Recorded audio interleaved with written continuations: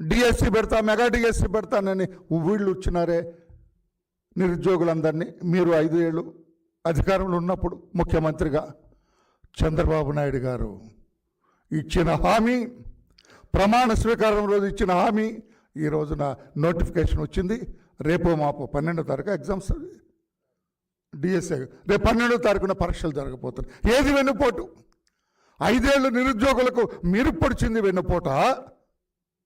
అన్నమాట ప్రకారం mega DSC notification ఇచ్చి రేపు 12వ తారీఖున వాళ్ళకి పరీక్షలు రాబోతున్నాయి. దాదాపు 16,000 మంది ఉద్యోగులు కాబోతున్నారు, టీచర్స్ కాబోతున్నారు. ఏది వెన్నుపోటు? మిస్టర్ జగన్ వస్తావా? 4వ తారీఖున సిగ్గు ఎగ్గు లేకుండా, ఈ మాట నేను వాడను కానీ మీ పట్ల వాడక తప్పదు నాకు. సిగ్గు ఎగ్గు లేకుండా, ఎలాంటి సంకోచం లేకుండా 4వ తారీఖున నేను వెన్నుపోటు దినోత్సవాన్ని జరుపుతానంటాం. నీకు ఎవరు చెబుతారా? నీకు ఎవరు సలహాదారులు ఎవరైనా ఉన్నారా? ఏమి ఎగ్గునిపించదా?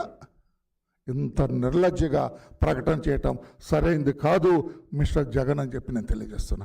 లక్షల కోట్ల రూపాయలు SC, BC, ST, minority sub plans నుంచి దారి మళ్లించింది మీరు కదా. చంద్రబాబు నాయుడు గారు ఈ వర్గాల నుంచి ₹1 కూడా దారి మళ్లించడానికి వీల్లేదని అంటున్నా. చంద్రబాబు నాయుడు గారు వెన్నుపోటు పొడిచారా రాష్ట్ర ప్రజలకి? మీరా? లక్షల కోట్ల రూపాయలు. I can give in details also. ఎవరు వెన్నుపోటు పొడిచినట్టు అని చెప్పి కూడా నేను జగన్మోహన్ రెడ్డి గారిని అడుగుతూ ఉన్నా. మొదటి నెలలోనే అన్నమాట ప్రకారం ₹4,000 పెన్షన్ పెంచింది Chandrababu Naidu garu. What about you?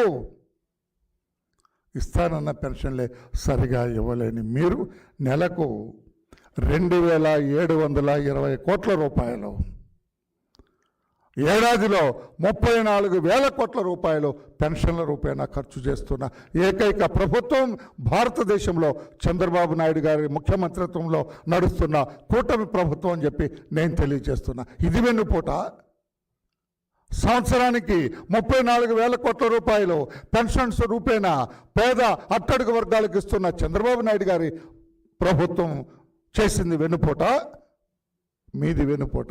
Mister Jagan, can you stand for any discussion? ఏదైనా చర్చకు వస్తారా? ధైర్యం ఉందా అని చెప్పి కూడా నేను అడుగుతున్నా.